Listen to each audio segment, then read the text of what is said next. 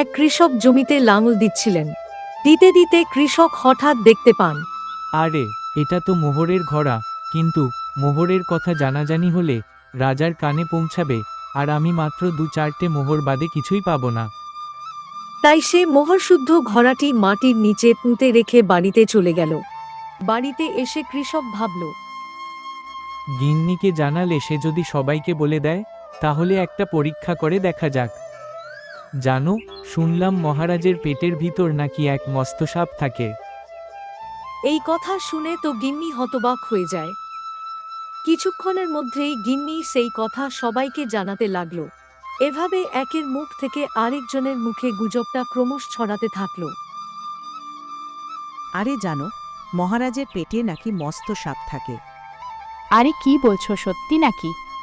হ্যাঁ গো, সত্যিই বলছি, এই তো এইমাত্রই শুনে এলাম। এইভাবে সারা গ্রামে মুখে মুখে গুজবটা ছড়িয়ে পড়ে। শেষ পর্যন্ত কথাটি রাজার কাছে এসে পৌঁছায়। অনেক তদন্ত করে রাজার লোকেরা জানতেই পেরে গেল যে গুজবের উৎস হল কৃষক। কত বড় সাহস আমার নামে গুজব ছড়ানো! আপনারা শিগগিরই যান, ওই লোকটাকে আমার কাছে ধরে নিয়ে আসুন, তাড়াতাড়ি। তারপর আমি ওর মজা দেখাচ্ছি। তারপর রাজার লোক এসে কৃষককে ধরে নিয়ে যায়। তারপর রাজার লোক কৃষককে নিয়ে রাজপ্রাসাদে এসে পৌঁছায়।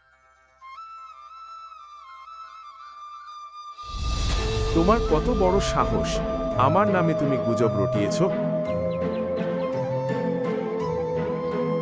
না না রাজামশাই, আমি আমার স্ত্রীকে পরীক্ষা করছিলাম যে সে আমার কথা পাঁচকান করে কিনা। আসলে আজকে আমি খেতে লাঙ্গল দিতে দিতে একটা মোহরের ঘোড়া খুঁজে পাই।